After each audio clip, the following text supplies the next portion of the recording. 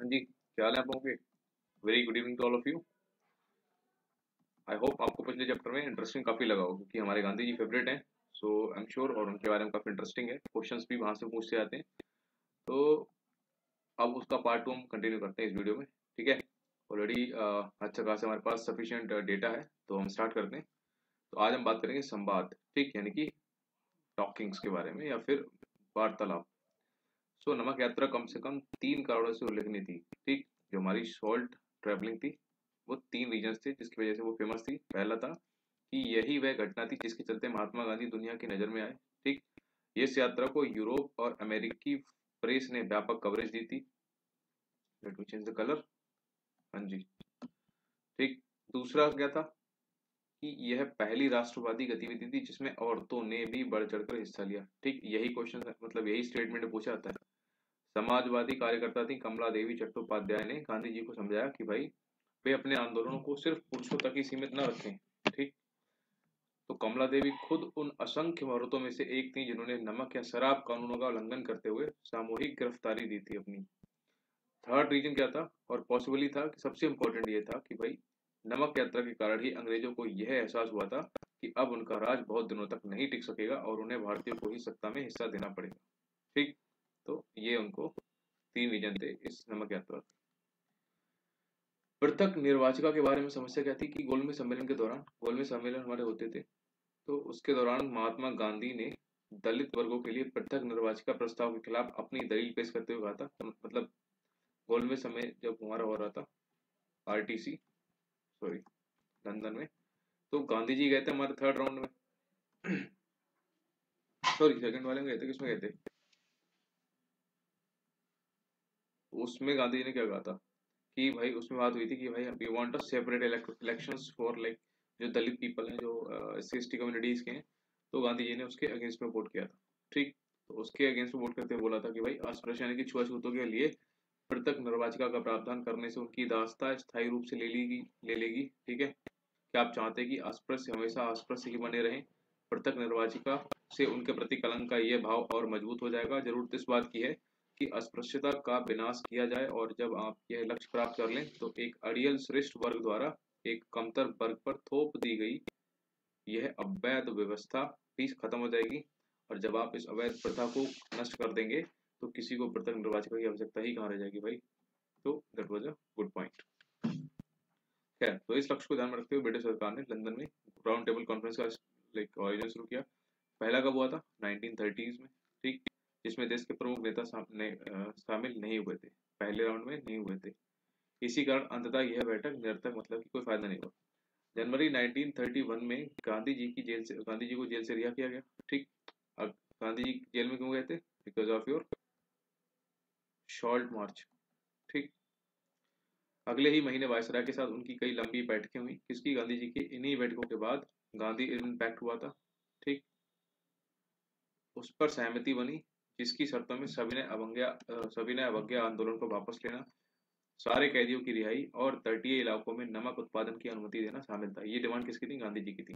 अब चूंकि रेडिकल राष्ट्रवादियों ने इस समझौते की आलोचना की क्योंकि गांधी जी वायसराय से भारतीयों के लिए राजनीतिक स्वतंत्रता का आश्वासन हासिल कर नहीं कर पाए थे, तो गांधी जी को इस संभावित लक्ष्य की प्राप्ति के लिए केवल बर्ताव का आश्वासन मिला था, बात करने का। ठीक, सेकंड आरटीसी जब होता है, सेकंड गोल्ड में सम्मेलन, ठीक, राउंड टेबल कॉन्फ्रेंस 1931 में, उसके लास्ट में हुआ था लंदन में, तो उसमें गांधी जी कांग्रेस का नेतृत्व कर रहे थे। ठीक है, सेकंड वाले दिन गए थे हमारे गांधी जी। गांधी जी का कहना था कि भाई उनकी पार्टी पूरे भारत का प्रतिनिधित्व करती है, और इस दावे को 3 पार्टियों ने चुनौती दी। मुस्लिम लीग का क्या कहना था कि भाई वह मुस्लिम अल्पसंख्यकों के हित में काम करती है, और राजे रजवाड़ों का दावा था कि कांग्रेस का उनके नियंत्रण वाले भूभाग पर कोई अधिकार नहीं है। थर्ड चुनौती क्या थी कि तेज तर्रार वकील और विचारक बी आर अम्बेडकर की तरफ से थी, जिनका कहना था कि गांधी जी और कांग्रेस पार्टी निचली जातियों का प्रतिनिधित्व नहीं करते। ठीक, अब लंदन में यह सम्मेलन किसी नतीजे पर नहीं पहुंच सका, इसलिए गांधी जी को खाली हाथ लौटना पड़ा। तो भारत लौटने पर उन्होंने सविनय अवज्ञा दोबारा से शुरू कर दिया। ठीक, अब नया वायसराय आया था उस टाइम पे, लॉर्ड विलिंगटन। उसने गांधी जी को बिल्कुल हमदर्दी नहीं दी और अपनी बहन को लिखे एक निजी खत में, यहाँ पे विलिंगटन ने लिखा था, विलिंगटन ने अपनी सिस्टर को लाइक खत लिखा था कि अगर गांधी ना होता तो ये दुनिया बाकी बहुत खूबसूरत होती। वह जो भी कदम उठाता है उसे ईश्वर की प्रेरणा का परिणाम रहता है, लेकिन असल में उसके पीछे गहरी राजनीतिक चाल होती है। अब देखता हूँ कि भाई अमेरिकी प्रेस उसको गजब का आदमी बताती है लेकिन सच यह है कि हम निहायत अव्यवहारिक, रहस्यवादी और अंधविश्वासी जनता के बीच रह रहे हैं जो गांधी को भगवान मान बैठी है। ये थे लॉर्ड वेलिंगटन के statement to in a letter to her sister. ठीक, ऐसे पूछ सकता है यार कि गांधी जी को बुरा भला किसने कहा था, तो लॉर्ड वेलिंगटन ने, आफ्टर लॉर्ड इरविन जो बंदा आया था। बहरहाल क्या हुआ था, 1935 में new government of India act आया था। गवर्नमेंट ऑफ इंडिया एक्ट 1935 में सीमित प्रतिनिधिक शासन व्यवस्था का आश्वासन व्यक्त किया गया। ठीक, 2 साल बाद सीमित मताधिकार के आधार पर हुए चुनाव में कांग्रेस को जबरदस्त सफलता मिली थी और 1111 में से 8 प्रोविंसेस में कांग्रेस के प्रधानमंत्री सत्ता में आए जो ब्रिटिश गवर्नर की देखरेख में काम कर रहे थे। कांग्रेस मंत्रिमंडलों के सत्ता में आने के 2 साल बाद सितंबर 1939 में सेकेंड वर्ल्ड वॉर स्टार्ट हो गया था। टिल 1945 तक चलेगा, 1943 तक। महात्मा गांधी और जवाहरलाल नेहरू दोनों ही हिटलर और नत्सियों की कट्टर आलोचक थे। ठीक, उसके अकॉर्डिंगली क्या हुआ, उन्होंने फैसला लिया कि अगर अंग्रेज युद्ध समाप्त होने के बाद भारत को स्वतंत्रता देने पर राजी हो तो कांग्रेस उनके युद्ध प्रयासों में सहायता दे सकती है। सरकार ने उनका प्रस्ताव खारिज कर दिया और इसके विरोध में कांग्रेस मंत्रिमंडलों ने अक्टूबर 1939 में रेजिग्नेशन दे दिया। युद्ध समाप्त होने के बाद स्वतंत्रता प्राप्ति के लिए शासकों पर दबाव डालने के वास्ते 1940 से 41 के दौरान कांग्रेस ने अलग अलग सत्याग्रह कार्यक्रमों का आयोजन स्टार्ट कर दिया। ठीक, ऊपर देखो कुछ लिखा था कि पृथक निर्वाचन पर अम्बेडकर जी के क्या विचार थे। What was the like opinion of the doctor Ambedkar on separate electorate for the low class community people. हमारे गांधी जी हैं। राउंड टेबल कॉन्फ्रेंस कौन सा, सेकंड, कब हुआ, 1931। सिर्फ उसी में गए थे गांधी जी और ये भी आधा बीच में छोड़ के चले आए थे। सॉरी यार।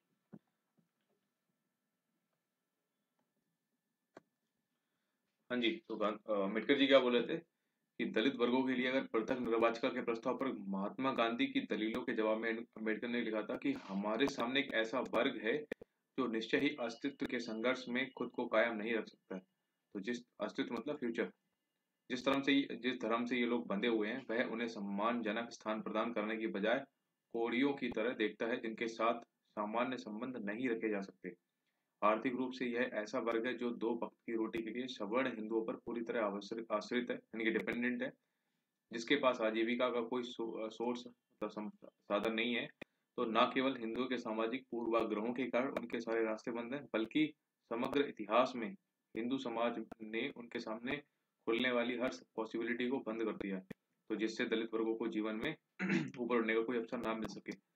तो इन परिस्थितियों में सभी निष्पक्ष सोच वाले व्यक्ति इस बात पर सहमत होंगे कि आज सबसे बड़ी आवश्यकता यही है कि ऐसे अपंग समुदाय के पास संगठित निरंकुशता के विरुद्ध जीवन के संघर्ष का एकमात्र रास्ता यही है कि उसे राजनीतिक सत्ता में हिस्सा मिले जिससे वह अपनी रक्षा कर सके। ठीक, तो ये उनका पॉइंट था वी आर अम्बेडकर जी का। हम बात करते हैं मार्च 1940 में क्या हुआ था। मुस्लिम लीग ने उपमहाद्वीप के मुस्लिम बहु इलाकों के लिए कुछ स्वायत्तता की मांग का प्रस्ताव किया था। ठीक, एक हाँ जी, तो 1940 में मुस्लिम लीग ने उपमहाद्वीप के मुस्लिम बहुत इलाकों के लिए मतलब सेपरेट उसकी बात की थी, डिमांड की। तो अब राजनीतिक भूदृश्य काफी टफ हो गया था। ठीक, और अब यह संघर्ष भारतीय बनाम ब्रिटिश नहीं रह गया था, बल्कि कांग्रेस, मुस्लिम लीग और ब्रिटिश शासन मतलब सेपरेट 3 जगह पे बट गया था। और इसी समय ब्रिटेन में एक सर्वदलीय सरकार पावर में थी जिसमें शामिल थी लेबर पार्टी। उसके सदस्य थे भारतीय आकांक्षाओं के प्रति हमदर्दी का रवैया रखते थे। बट सरकार के मुखिया जो पीएम थे विंस्टन चर्चिल कट्टर थे कैसे साम्राज्यवादी। तो उनका कहना था कि उन्हें सम्राट का सर्वोच्च मंत्री इसलिए नहीं नियुक्त किया गया है कि वह ब्रिटिश साम्राज्य को टुकड़े टुकड़े कर दे। तो 1942 के बसंत में चर्चिल ने गांधी जी और कांग्रेस के साथ समझौते का रास्ता निकालने के लिए अपने एक मंत्री सर स्टेफोर्ड क्रिप्स को भारत भेजा। तो क्रिप्स के साथ वार्ता में कांग्रेस ने इस बात पर जोर दिया था कि अगर धुरी शक्तियों से भारत की रक्षा के लिए ब्रिटिश शासन कांग्रेस का सपोर्ट चाहता है तो वायसराय को सबसे पहले अपनी कार्यकारी परिषद में किसी भारतीय को एक रक्षा सदस्य के रूप में नियुक्त करना चाहिए। और इसी बात पर वार्ता टूट गई थी। समझ रहे हो? ब्रिटिशर्स नहीं चाहते थे कि हमारी कोई भी चीज उनके हाथ में जाए, मतलब कोई भी ऐसी चीज डिफेंस वगैरह जो भी इंपॉर्टेंट लाइक चीजें मिनिस्ट्रीज वगैरह होती हैं उस टाइप की चीजें हमारे हाथ में, इंडियंस के हाथों में ना आए, क्योंकि अगर एक बार अबू आ गई सो उनके लिए और टफ हो जाएगा। अभी तक तो टफ था ही। अब स्टार्ट होता हमारा भारत छोड़ो आंदोलन। ठीक। सो क्रिप्स मिशन की जो फेलियर था, उसके बाद महात्मा गांधी ने ब्रिटिश शासन के खिलाफ अपना तीसरा सबसे बड़ा आंदोलन छोड़ा। दैट वाज अगस्त 1942 में शुरू हुए इस आंदोलन को अंग्रेजों भारत छोड़ो का नाम दिया। ठीक है, हालांकि गांधी जी को फौरन स्टार्ट मतलब गिरफ्तार कर लिया गया था, लेकिन देश भर के युवा एक हम्म तो गांधी को स्टार्ट गिरफ्तार कर लिया, लेकिन देश भर के युवा कार्यकर्ता हड़ताल और तोड़फोड़ की कार्रवाई के जरिए आंदोलन चलाने लग गए। ठीक। तो कांग्रेस में कौन थे? जयप्रकाश नारायण जैसे समाजवादी सदस्य भूमिगत प्रतिरोध गतिविधि में सबसे ज्यादा एक्टिव थे। वेस्ट में सतारा और पूर्व में मेदिनीपुर जैसे कई जिलों में स्वतंत्र सरकार की स्थापना कर दी गई। ठीक है, ब्रिटिशर्स ने आंदोलन के प्रति काफी सख्त रवैया अपनाया, फिर भी इस विद्रोह को दबाने में सरकार का साल भर से ज्यादा का टाइम लग गया था। ठीक। क्विट इंडिया मूवमेंट जो 1942 में स्टार्ट हुआ है, आंदोलन सही मायने में एक जन आंदोलन था। ठीक, जिसमें लाखों आम हिंदुस्तानी शामिल होते। इस आंदोलन ने युवाओं को बड़ी संख्या में अपनी ओर अट्रैक्ट किया। उन्होंने अपने कॉलेज को छोड़कर जेल का रास्ता अपनाया। ठीक। जिस दौरान कांग्रेस के नेता जेल में थे, उसी समय जिन्ना और मुस्लिम लीग के उनके साथी अपना प्रभाव क्षेत्र फैलाने में लगे हुए थे। और इन्हीं सालों में मुस्लिम लीग को जो 1942 1940 की बात है कि पंजाब और सिंध में अपनी पहचान बनाने का मौका मिला, जहां अभी तक उसका कोई खास वजूद नहीं था। तो क्या हुआ, जून 1944 में जब विश्व युद्ध खत्म हुआ था, तो गांधी जी को रिहा कर दिया गया जेल से, और जेल से निकलने के बाद उन्होंने कांग्रेस और लीग के बीच फासले को पाटने के लिए मतलब खत्म करने के लिए जिन्ना के साथ कई बार बात की। तो 1945 में ब्रिटेन में लेबर पार्टी की गवर्नमेंट बनी। यह गवर्नमेंट भारतीय स्वतंत्रता के सपोर्ट में थी। उसी समय वायसराय लॉर्ड वेवल, ठीक, लॉर्ड वेवल ने अपना प्लान भेजा था, वेवल प्लान 1946 में, ध्यान रखना। कांग्रेस और मुस्लिम लीग के प्रतिनिधियों के बीच कई बैठकों का आयोजन किया। तो 1946 की स्टार्टिंग में, अभी हम पढ़ते हैं, इस पहले यहाँ पे कुछ दे रखा था। सतारा 1943 की बात करते हैं। तो 19th सेंचुरी के लास्ट से जाति व्यवस्था और जमींदारी के खिलाफ महाराष्ट्र में एक गैर यानी कि नॉन ब्राह्मण आंदोलन विकसित हो चुका था। इस आंदोलन ने 1930s के दशक का राष्ट्रवादी आंदोलन के साथ संबंध स्थापित कर दिया था। ठीक।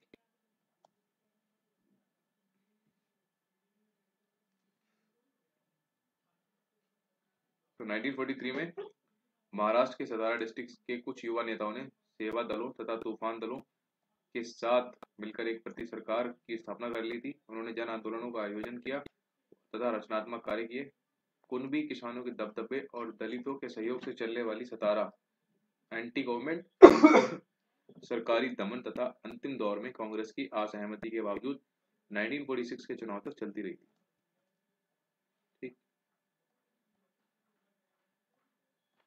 अब बात करते हैं 1946 की स्टार्टिंग में प्रांतीय विधानमंडलों के लिए एक नए सिरे से चुनाव कराए गए थे उस टाइम पे। तो जो जनरल श्रेणी में कांग्रेस को एक भारी सफलता मिल गई थी। ठीक है, क्योंकि उस टाइम पे एक पार्टी थी। मुसलमानों के लिए जो रिजर्व सीटें थी उन पर मुस्लिम लीग को भारी बहुमत प्राप्त हुआ था।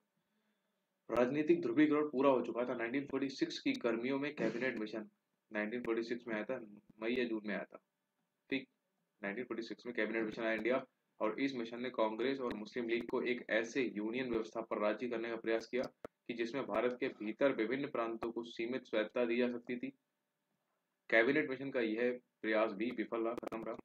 वार्ता टूट जाने के बाद जिन्ना ने पाकिस्तान की स्थापना के लिए लीग की मांग के समर्थन में एक प्रत्यक्ष कार्यवाही दिवस का आह्वान किया। इसके लिए 16 अगस्त 1946 का दिन तय किया गया था। इसीलिए हम 15 अगस्त को मनाते हैं, हमारा इंडिपेंडेंस डे मनाते हैं, और 16 अगस्त को कौन पाकिस्तान मनाता है, अपना पड़ोसी। तो उसी दिन केलकटा में खूनी संघर्ष शुरू हो गया। यह हिंसा केलकटा से शुरू होकर ग्रामीण बंगाल, बिहार, संयुक्त प्रांत पंजाब तक फैल गई। कुछ स्थानों पर मुसलमानों को तो कुछ अन्य स्थानों पर हिंदुओं को निशाना बनाया गया। ठीक। फरवरी 1947 में लॉर्ड वेवल की जगह लॉर्ड माउंटबेटन को वायसराय नियुक्त किया गया। उन्होंने वार्ताओं के एक अंतिम दौर का आह्वान किया। जब सुलह के लिए उनका ये प्रयास भी खत्म हो गया, तो उन्होंने ऐलान कर दिया कि भाई ब्रिटिश भारत को स्वतंत्रता दे दी जाएगी। ठीक। लेकिन उसका विभाजन भी होगा। औपचारिक सत्ता हस्तांतरण के लिए 15 अगस्त का दिन नियत किया गया, और उस दिन भारत के विभिन्न भागों में लोगों ने जमकर खुशियां मनाई। दिल्ली में जब संविधान सभा के अध्यक्ष ने मोहनदास करमचंद गांधी को राष्ट्रपिता की उपाधि देते हुए संविधान सभा की बैठक शुरू की, तो बहुत देर तक करताल ध्वनि की तालियां बजती रहीं। ठीक, असेंबली के बाहर भीड़ महात्मा गांधी की जय के नारा लगा रही थी। आखिरी बहादुराना दिन माने कि जिस दिन हमारे गांधी जी की डेथ हुई थी। तो 15 अगस्त 1947 को राजधानी में हो रहे उत्सवों में गांधी नहीं थे। ठीक, उस समय पे कलकत्ता में थे, लेकिन उन्होंने वहां भी ना तो किसी कार्यक्रम में हिस्सा लिया और ना ही कहीं झंडा फहराया। गांधी जी उस दिन 24 घंटे के उपवास पर थे। उन्होंने इतने दिन तक जिस स्वतंत्रता के लिए स्ट्रगल किया था वह एक अकल्पनीय कीमत पर उन्हें मिली थी। उनका राष्ट्र विभाजित था, हिंदू मुसलमान एक दूसरे की गर्दन पर सवार थे। तो उनके जीवनी लेखक थे कौन? Doctor D G Tendulkar. ठीक, उनकी बायोग्राफी किन्होंने डॉक्टर डी जी तेंदुलकर ने लिखा है कि सितंबर और अक्टूबर के दौरान गांधी जी पीड़ितों का सांत्वना देते हुए अस्पतालों और शरणार्थी शिविरों के चक्कर लगा रहे थे। उन्होंने सिख, हिंदू और मुसलमानों से रिक्वेस्ट की कि वह अतीत को भुलाकर अपनी पीड़ा पर ध्यान देने के बजाय एक दूसरे के प्रति भाईचारे का हाथ बढ़ाने और शांति से रहने का संकल्प लें। गांधी जी और नेहरू के आग्रह पर कांग्रेस ने माइनॉरिटीज के जो भी राइट्स थे उन पर एक प्रस्ताव पारित किया। कांग्रेस ने दो राष्ट्र सिद्धांत को कभी स्वीकार नहीं किया था। जब उसे अपनी इच्छा के विरुद्ध बंटवारे पर मंजूरी देनी पड़ी तो भी उसका दृढ़ विश्वास था कि भारत बहुत सारे धर्मों और बहुत सारी नस्लों का देश है। दैट्स ट्रू, आज की डेट में भी ऐसे ही है यार। और उसे ऐसे ही बनाए रखा जाना चाहिए। पाकिस्तान में हालात जो रहे, भारत एक लोकतांत्रिक धर्मनिरपेक्ष राष्ट्र रहेगा। ठीक, जहाँ सभी नागरिकों को पूर्ण अधिकार प्राप्त होंगे तथा धर्म के आधार पर भेदभाव के बिना सभी को राज्य की ओर से संरक्षण का अधिकार होगा। कांग्रेस ने आश्वासन दिया कि वह माइनॉरिटीज के नागरिक अधिकारों के किसी भी अतिक्रमण के विरुद्ध हर मुमकिन रक्षा करेगी, यानी कि जो भी माइनॉरिटीज है उनकी सपोर्ट करेगी। और कांग्रेस बहुत सारे विद्वानों ने स्वतंत्रता बाद के महीनों को गांधी जी के जीवन का श्रेष्ठतम क्षण कहा है। बंगाल में शांति स्थापना के लिए अभियान चलाने के बाद गांधी जी कहाँ गए? दिल्ली आ गए। यहाँ से वे दंगाग्रस्त पंजाबों के जिलों में जाना चाहते थे कि वहां जाके लोगों को समझाएं, लेकिन राजधानी में ही शरणार्थियों की आपत्तियों का मतलब जो भी उनके शरणार्थी थे उन्होंने बोला कि वहाँ बहुत प्रॉब्लम है, उनकी समय अस्त व्यस्त हो गई। ठीक, तो बहुत सारे शरणार्थियों को उनकी सभाओं में कुरान की आयतों को पढ़ने की प्रथा पर आपत्ति थी। कई लोग इस बात पर नारे लगाने लगते थे कि गांधी जी उन हिंदुओं और सिखों की पीड़ा के बारे में बात क्यों नहीं करते जो अभी भी पाकिस्तान में फंसे हुए हैं। डीजी तेंदुलकर के वर्ड्स में बताएं तो गांधी जी पाकिस्तान में भी माइनॉरिटीज कम्युनिटी के कष्टों के बारे में समान रूप से चिंतित थे।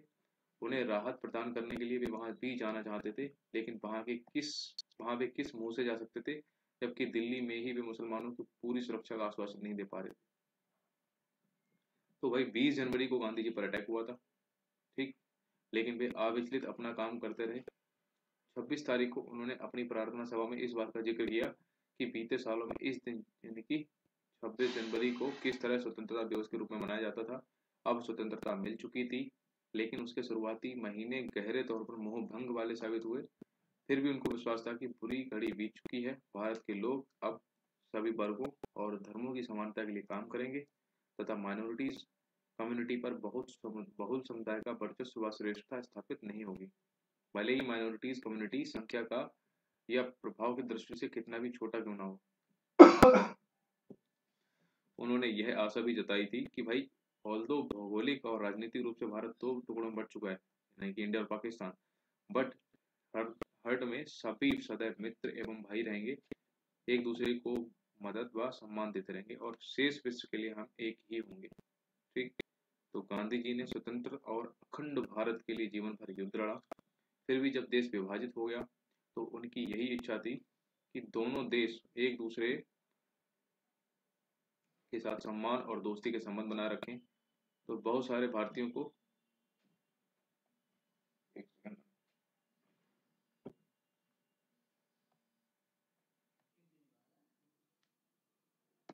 हाँ जी, बहुत सारे भारतीयों को उनका ये हृदय से आचरण पसंद नहीं था। ठीक, तो जनवरी की शाम को गांधी जी की दैनिक प्रार्थना सभा में एक युवक ने उनकी गोली मारकर उनको मौत की नींद सुला दिया। उनका नाम तो पता ही आपको, उसका नाम था नाथुराम गोडसे नाम का एक ब्राह्मण था। ठीक, तो पुणे का रहने वाला था। गोडसे एक चरमपंथी हिंदुत्ववादी अखबार का संपादक था। ठीक, हिंदुत्ववादी अखबार का संपादक था। इसके अलावा वह गांधी जी को मुसलमानों का खुशामदी कहकर उनकी निंदा करता था क्योंकि वो हिंदुओं का कट्टर बंदा था। तो हाँ जी कहाँ इधर तो गांधी जी की मृत्यु से चारों ओर गहरे शोक की लहर दौड़ गई। भारत भर के राजनीतिक फलक पर उन्हें भावभीनी श्रद्धांजलि दी गई। जॉर्ज ऑरवेल और अल्बर्ट आइंस्टाइन जैसे विख्यात गैर नॉन जो इंडियन थे, उन्होंने भी मतलब अल्बर्ट आइंस्टाइन उन्होंने फॉर्मूला दिया था हमारा E is equal to MC square.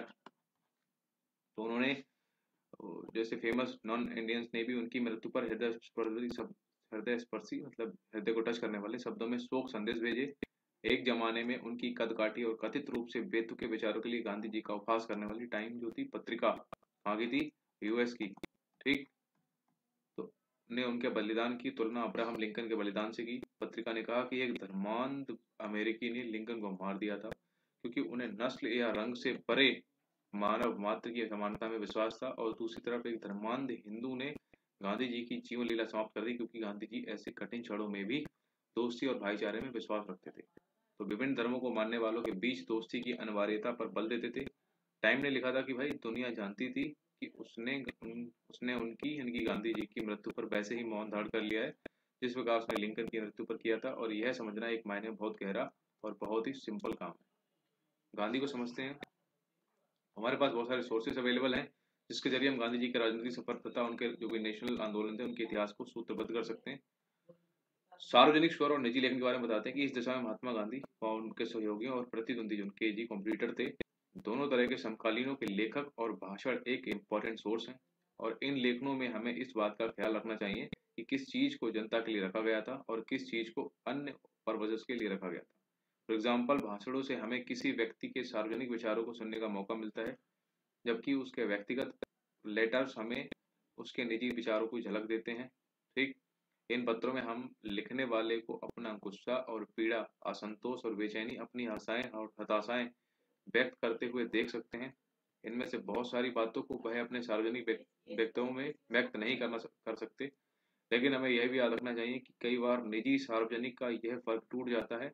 बहुत सारे पत्र व्यक्तियों को लिखे होते जाते हैं, इसलिए वे व्यक्तिगत पत्र होते हैं, लेकिन कुछ हद तक वे जनता के लिए भी होते हैं।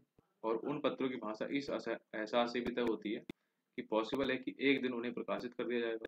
तो किसी पत्र के प्रकाशित हो जाने की आशंका के कारण बहुता लोग निजी पात्रों में भी अपना मत स्वतंत्रता पूर्वक व्यक्त नहीं कर पाते हैं। महात्मा गांधी ने हरिजन नामक पत्रिका अखबारों में उन पत्रों को प्रकाशित करते थे। यहाँ पे इम्पोर्टेंट बस ये हरिजन महात्मा गांधी राइटर थे उसके, और उन्हें लोगों से मिलते थे। नेहरू ने राष्ट्रीय आंदोलन के दौरान उन्हें लिखे गए पत्रों का एक संकलन तैयार किया और उसे ए बेंच ऑफ ओल्ड लेटर्स यानी कि पुराने पत्रों का पुलिंदा के नाम से प्रकाशित किया। तो एक घटना पत्रों के आईनों में तो क्या था कि 1920 के दशक में जवाहरलाल नेहरू समाजवाद से लगातार प्रभावित होते जा रहे थे, और 1928 में जब वे यूरोप की यात्रा से लौटे तो रशिया यानी कि उसको बोलते थे उस टाइम पे सोवियत संघ से उपयोग रशिया के प्रयोगों से गहरे तौर से वो इफेक्टेड थे। तो जब उन्होंने समाजवादी यानी कि जयप्रकाश नारायण, नरेंद्र देव और NG रंगा और अदर्स के साथ में घनिष्ठतापूर्वक काम करना शुरू किया, तो कांग्रेस के भीतर समाजवादियों और रूढ़िवादियों के बीच एक खाई पैदा हुई। तो 1936 में कांग्रेस का अध्यक्ष बनने के बाद नेहरू ने फांसीवाद के खिलाफ जमकर बयान दिए और मजदूरों व किसानों की डिमांड्स का सपोर्ट किया। तो नेहरू के समाजवादी व्यक्तियों को चिंतित रूढ़िवादियों ने राजेंद्र प्रसाद और सरदार पटेल के नेतृत्व में कांग्रेस वर्किंग कमेटी से इस्तीफे की धमकी दे डाली। इन अनदर साइड, बॉम्बे के कुछ प्रसिद्ध उद्योगपतियों ने नेहरू की आलोचना करते हुए बयान जारी कर दिया, और इसके बाद प्रसाद नेहरू दोनों महात्मा गांधी के पास गए और वर्धा स्थित उनके आश्रम में उनसे मिले। गांधी जी ने एक बार मध्यस्थ की भूमिका अदा करते हुए नेहरू के रेडिकल तेवरों पर अंकुश लगाने तथा प्रसाद एवं अदर नेताओं को नेहरू के नेतृत्व की अहमियत पर ध्यान देने का प्रेरित किया। जस्टिस, ठीक है। बेंच ऑफ ओल्ड लेटर्स में नेहरू ने उस समय के बहुत सारे पत्रों को प्रकाशित किया है, और इन पत्रों के अंशों को आगे पढ़ते हैं। बेंच ऑफ लेटर्स से मेरे प्रिय जवाहरलाल जी, ये उन्होंने लिखा था, छोड़ो इतना हमारे है नहीं, बापू जी के लिखा था, ठीक।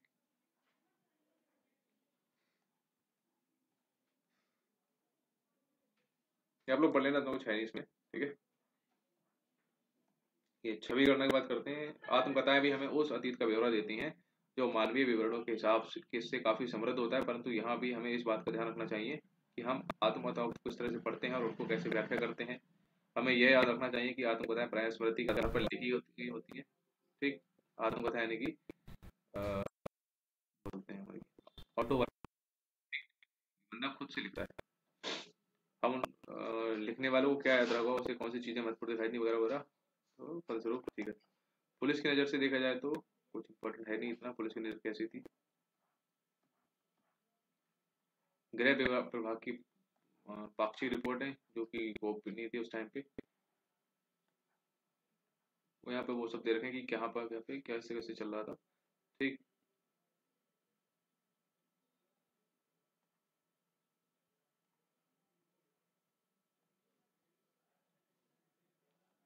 ये सब बता रहा है कि कहाँ कहाँ पे कैसे कैसे वो चल रहा था।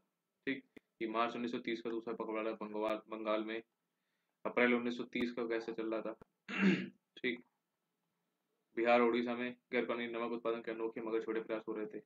ठीक, ये सब दे रखा है। मद्रास में क्या था, जब पुलिस ने समुद्र के पानी को उबालकर बनाए गए नमक को जब्त करने का प्रयास किया तो विशाखापट्टनम में पुलिस का भारी विरोध का सामना करना पड़ा और अन्य स्थानों पर अवैध नमक को जब्त करने का कोई खास विरोध नहीं किया गया। सिर्फ कहाँ हुआ है? विशाखापट्टनम पे। ऐसा लगता है कि झेलम जिले में नमक कानून तोड़ने के लिए संगठित प्रयास किए जाएं। मुल्तान में जलकर मतलब वाटर टैक्स न चुकाने के आंदोलन को पुनर्जीवित किया जाएगा। संभवतः गुजरांवाला में राष्ट्रीय झंडे के संबंध में कोई आंदोलन शुरू हो सकता है। तो ये सब चल रहे थे। ठीक है, तो यहाँ पे हमारे चैप्टर का ऑलमोस्ट एंड है। अखबारों से क्या हमें मिलता है कि अंग्रेजी और विभिन्न भारतीय भाषाओं में छपने वाले समकालीन अखबार भी में इंपॉर्टेंट सोर्स थे जो महात्मा गांधी को उनकी गतिविधियों पर नजर रखते थे, उनके बारे में खबरें छापते रहते थे। और ये अखबार उस बात का भी संकेत देते हैं कि आम भारतीय उनके बारे में क्या सोचते थे। लेकिन अखबारी ब्यौरों को पूर्वाग्रह से मुक्त नहीं मानना चाहिए क्योंकि ये अखबार प्रकाशित करने वाले ऐसे लोग थे जिनकी अपनी राजनीतिक सोच और विश्व दृष्टिकोण था, तो वो वही छापेंगे। उनके विचारों से यह तय होता था कि क्या प्रकाशित किया जाएगा और घटनाओं की रिपोर्टिंग पर किस तरह की जाएगी। इसलिए लंदन से निकलने वाले अखबार के विवरण भारतीय राष्ट्रवादी अखबार में छपने वाली रिपोर्टों जैसे नहीं हो सकते थे, क्योंकि एंटी इंडिया और उधर सपोर्ट इंडिया, प्रो इंडिया करके। तो be with this we are end with our chapter number 4। ठीक, we left with the chapter, 2 chapter बचे हमारे। ठीक, वो कर लेंगे। अभी इंपॉर्टेंट ही चल रहा है, इसके बाद हम लूसेंट वगैरह करेंगे। उसके लिए हम थोड़ा सा गैप लेके करेंगे लूसेंट को। ठीक, तब तक आप इसको करके रिवाइज करो। See in the next video. Bye bye.